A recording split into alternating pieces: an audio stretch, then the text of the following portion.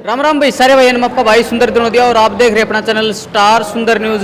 फिलहाल भाई भिवानी मौजूद हाँ, और मेरे साथ जो आप ये देख रहे हो प्रिया असीजा जी हैं। भाई हमारे तो सीनियर पत्रकार हैं भाई, भिवानी हलचल में जो है एंकरिंग भी जो है करी है इनने, तो मन में कुकर आई कि वो फील्ड छोड़ के एक राजनीति में आना, और फिर जो है चुनाव भी काफ़ी लड़े हैं भाई। और मैंने तो बहुत ज़्यादा करी लेकिन टिकट कट गई, उसका दुख मैडम को कितना हो रहा है पूरी की पूरी जो है बात करांगे। और एससी का जो है निशान मिल गया, 13 नंबर जो है भाई बटन है उसको ऊपर जो है क्या दबाना है जी, बटन दबाना है। बिल्कुल जी, बटन दबाना है एसी के निशान पे 13 नंबर पे। 13 नंबर। तो मैडम जी सबसे पहले तो अपना परिचय दे दो पूरा का पूरा। सबसे पहले तो सभी को राम राम। और परिचय तो सर आपने बहुत बढ़िया दे ही दिया कि भाई मैं मीडिया से रही हूँ और अब मैं कुछ सालों से राजनीति में भी सक्रिय रूप से काम कर रही हूँ। मैं एक राष्ट्रीय पार्टी की जिलाध्यक्ष भी रह चुकी हूँ, उससे पहले मैं प्रदेश में भी काम कर चुकी हूँ और हाल फिलहाल भी मैं प्रदेश में ही थी टीम में। बाकी समाज सेवा के तौर पर मैं 2015 से समाज सेवा के क्षेत्र से भी जुड़ी हूँ। जी जी। तो मैम इससे पहले इस फील्ड में आपके कोई परिवार से या फिर आप ही हो? नहीं, मेरे परिवार से मेरा कोई राजनीतिक घराना नहीं है, मेरे परिवार से भी कोई राजनीतिक नहीं है। मैंने ही शुरुआत की अपने परिवार में राजनीति की। तो किसको देख के, किसको अपना आइडल मान रहे हो? नहीं, मैंने सिर्फ और सिर्फ शहर के विकास को देखा है। मैंने किसी को राजनीतिक रूप से अपना आइडल नहीं माना। मैंने सिर्फ, आपने जैसे कि बताया, मैं पिछले 13-14 साल से मीडिया में कार्यरत हूँ, तो उस नाते मैं शहर की हर समस्या से बारीक बारीक रूप से बिल्कुल रूबरू हुई हूँ। तो शहर की जो समस्या थी उसको देखकर मुझे दिखा कि जब हम लोग काम कराने की कोशिश करते हैं, उसके लिए लगा था कि शहर के विकास के लिए पावर में आना बहुत ज़रूरी है। इसीलिए, और दूसरी बात, मैं एक राष्ट्रीय पार्टी की नीतियों से बहुत प्रभावित थी। वो मैं कॉलेज टाइम से ही मैं सुना करती थी, तो मैं उन चीज़ों से बहुत प्रभावित थी। तो मैंने सोचा कि इस चीज़ में हम आते हैं। जी। तो मैम काफ़ी ऐसे देखे हैं पत्रकार जो पत्रकारिता छोड़ के राजनीति में है, मतलब क्या कुछ लोग हैं या फिर एक समाज सेवा ही करनी? सर देखिए, बाकियों का तो मैं नहीं बता सकती, मैं मेरा बता सकती हूँ। मैं इसको समाज सेवा नहीं कहूँगी, मैं सिर्फ शहर के विकास के लिए आई हूँ। आपने देखा होगा पीछे नगर परिषद में कितने घोटाले हुए, ठीक है। उसके अलावा आप देखिए जो मौजूदा विधायक रहे हैं 15 साल से, 10 साल सरकार में रह के शहर का विकास बिल्कुल ज़ीरो। इसी वजह से मैं आई हूँ। मैं इस चीज़ को समाज सेवा नहीं कहूँगी, मुझे सिर्फ शहर का विकास दिखता था और उस विकास के लिए मुझे लगा था कि ठीक है, हम लोग अगर राजनीति में आते हैं तो हम शहर के काम करा सकते हैं, लोगों के काम करा सकते हैं। उसी चीज़ के लिए मैं आई थी। समाज सेवा करने के लिए राजनीति की ज़रूरत नहीं होती है, वो आप वैसे भी कर सकते हैं और मैंने की भी है। जी जी। तो मैम बात करें, आपको क्या कमी लगती है? मतलब यहाँ पे 3 बार के विधायक हैं जी, क्या उन्होंने काम नहीं किया? नहीं सर, बिल्कुल भी नहीं किया। आप खुद देखिए, अब मैं क्या ही बोलूँ, आप खुद देखिए, वो खुद कहते हैं 2.5 से 3 हज़ार करोड़ रुपया आया है। मैं तो मांग रही हूँ हिसाब, कहाँ है वो 2.5 से 3 हज़ार करोड़ रुपया? कोई मुझे शहर की जनता ही बता दे, क्या उनको लगता है जनता को कि जो 3 हज़ार करोड़ रुपया आया है शहर में, क्या वो शहर में कहीं लगा है? मुझे विधायक जी से जवाब चाहिए। कहीं नहीं लगा, शहर में कोई विकास नहीं है। पहले तो लोगों को पानी मिलता था, फिर गंदा मिलता था, अब तो पानी ही नहीं मिला इस बार गर्मियों में। तो ये चीज़ है, इस बार तो पानी ही नहीं आया सर। मैं एक राष्ट्रीय पार्टी की जिलाध्यक्ष के तौर पे थी, मुझे भी 10-10 दिन पानी के लिए तरसना पड़ा है और मुझे भी खुद टैंकर मंगाने के लिए यहाँ वहाँ लोगों को फ़ोन करने पड़े हैं। तो हमारे ही काम नहीं हुए तो हम जनता के काम कैसे कराएंगे? बिल्कुल बिल्कुल। तो मैम टिकट के लिए आप जो है लड़े, टिकट नहीं मिली, क्या कहना? देखिए, टिकट के लिए मैंने पहले भी नगर परिषद का इलेक्शन जब 2022 में हुआ था, मैंने तब भी बहुत प्रयास किया था, लेकिन तब भी मुझे टिकट नहीं मिली थी। तो कोई बात नहीं, मैंने तब भी शहर के विकास की बात की थी और अब भी हमने टिकट के लिए बहुत ट्राई किया था, लेकिन वही बात है, टिकट किसी एक को मिलती है। तो टिकट इस बार भी नहीं मिली। इनफैक्ट इस बार मुझे दुख इस चीज़ का हुआ कि जो लोग काम करना चाहते हैं उनको आगे क्यों नहीं बढ़ाया जाता। दूसरी बात मैं आपको बताऊं कि मैं भारतीय जनता पार्टी की नीतियों से प्रभावित थी। मैंने भारतीय जनता पार्टी ज्वाइन की थी, पार्टी में मैं जिलाध्यक्ष भी रही, प्रदेश में भी रही। मैं पार्टी से क्यों जुड़ी थी? मैं सिर्फ इसलिए जुड़ी थी कि भारतीय जनता पार्टी क्या कहती है कि नेशन फर्स्ट, इसका मतलब राष्ट्र का विकास, ठीक है। दूसरी बात वो करते हैं कि महिला सशक्तिकरण।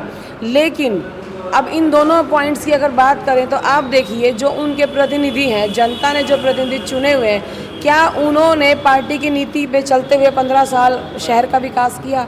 उनसे राष्ट्र के विकास की उम्मीद नहीं कर सकते ना, उनसे तो सिर्फ एक विधानसभा के विकास की उम्मीद करेंगे। उन्होंने विधानसभा का विकास नहीं किया।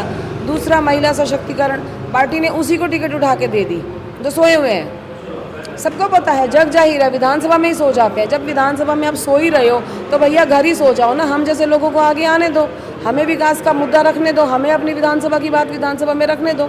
लेकिन नहीं, वो सत्ता प्रेम कहें या पावर का नशा कहें, पता नहीं क्या है। दूसरी बात, जो भारतीय जनता पार्टी और महिला सशक्तिकरण की बात की, उसी से मैं प्रभावित हुई। बेटी बचाओ बेटी पढ़ाओ आज तक भी बहुत अच्छे से चलता है।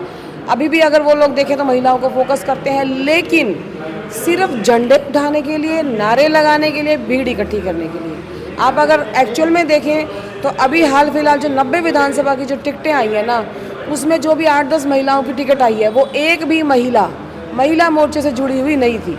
वो या तो किसी राजघराने की थी, या वो किसी पार्टी से आई हुई है, या वो किसी मंत्री की बीवी बहू, कुछ भी आप कह सकते हो। महिला मोर्चा से जो महिलाएं जुड़ी हुई हैं, जो न इतने मतलब शहरों की जिला अध्यक्ष रही हैं, प्रदेश की टीम है, उनमें से क्या एक भी महिला पार्टी के लोगों को नहीं लगी कि किसी को टिकट देनी चाहिए? तो क्या फ़ायदा फिर इस चीज़ का? क्या हम सिर्फ बातों बातों में है, महिला सशक्तिकरण, महिला ये महिला वो, बट धरातल पर कुछ भी नहीं है। इसीलिए उसको क्विट करके मैंने इंडिपेंडेंट चुनाव लड़ने का फैसला किया। तो मैम, आपने इस्तीफा दे दिया पार्टी से? जी हाँ, मैंने बिल्कुल अपना इस्तीफा भेज दिया। क्या जो वो बात कर रहे हैं वो झूठी है? कौन बात कर रहे हैं? जो बीजेपी वाले। बिल्कुल जो आप सर खुद देखिए, आप तथ्य देखिए ना, मैं कोई हवाई बात नहीं कर रही। आप फैक्ट निकालिए, आप लिस्ट निकालिए, 90 विधानसभा में जो टिकटें दी गई हैं, आप वो लिस्ट निकालिए। आप उनमें जो महिलाएं हैं उनके आप राजनीतिक पद देखिए। महिला मोर्चा से कोई भी नहीं है, कुछ लोग दूसरी पार्टी से आए हुए हैं, कुछ लोग अपना पहले विधानसभा का चुनाव मतलब इस टाइप के हैं। एक्चुअल में महिला मोर्चा से अभी देखो, इन्होंने बोला था कि हम 33% आरक्षण करेंगे आगे से। उस हिसाब से महिला मोर्चा ने भी बोला था कि आप कम से कम, चलो आप 33 तो अगले बार से कर रहे हो, आप 15% तो कर दो, 20% तो कर दो। इनसे वो भी नहीं किया गया। इनफैक्ट महिला मोर्चा की एक भी महिला को तवज्जो नहीं दी गई। और हम जैसे, और दूसरी बात, जिनको टिकट दी है आप खुद देख लो कहाँ से लोग आए हुए हैं। जब पार्टी के मूल कार्यकर्ताओं की कदर ही नहीं है, जब पार्टी ही बदलाव नहीं चाहती, हम तो बदलाव चाहते हैं। हमारे लिए हमारा शहर का विकास सबसे पहले है, उसके लिए मुझे जो लड़ाई लड़नी पड़ेगी मैं लड़ूंगी। मान लो मैम, जनता आपको आशीर्वाद देती है, आपको बना देती है, तो आप किस पार्टी में जाओगे? नहीं, मैं देखिए, अच्छा मैं आपको बताना चाहूँगी कि मैं सर्व समाज समर्थित उम्मीदवार के तौर पर चुनावी मैदान में आई हूँ, और मैंने बोला कि मेरा मुद्दा शहर के विकास का है। आज मेरा जो चुनाव है वो मैं नहीं लड़ रही, वो सर्व समाज के लोग लड़ रहे हैं। तो आपके सवाल का यही जवाब है कि अगर मुझे मेरे भाग्य विधाता, मेरी जनता मुझे बनाती है, उन्हीं का जो फैसला होगा वही मान्य होगा। मैं खुद से अब कोई फैसला नहीं ले रही। अब ये चुनाव भी जनता लड़ रही है, चुनाव लड़वाना भी जनता का काम है, जिताना हराना भी जनता का काम है, और फैसला भी उनका होगा। जी। तो मैम, आप कह रहे हो कि यहाँ पे जो विधायक हैं वो सो रहे हैं, लेकिन जो बीजेपी पार्टी है बार बार उन्हीं को टिकट क्यों दे रही है? ऐसा क्या है? सर यही तो दुख हुआ ना, यही तो दुख हुआ। अब सौ मुँह सौ बातें हैं कि टिकट ऐसे ले आए वैसे ले आए। क्या पार्टी को नहीं दिखता वो सो रहे हैं? पार्टी को सिर्फ सीट जीतने से मतलब है? नहीं, सुनिए मेरी बात, पार्टी ने उनको टिकट दी, ये रोष मेरे में नहीं है। ये जो उनके जो जिला की जो टीम है, जो संगठन है, उन सब में रोष है। कोई स्टेप उठा गया, किसी ने नहीं उठाया। कुछ मेरे जैसे लोग ने आवाज़ उठा दी, एक फैसला ले लिया, बाकी लोग नहीं बोल पाए। हमने पार्टी, देखिए मैं पार्टी की नीतियों से पहले भी प्रभावित थी, और कुछ चीज़ें हैं जो मुझे अच्छी आज भी लगती हैं, लेकिन मेरी जो सक्रिय राजनीति में आने की वजह थी मेरी विधानसभा का विकास था, और मैं उस विकास के लिए ही उस चीज़ से अलग होकर चुनावी मैदान में आई हूँ।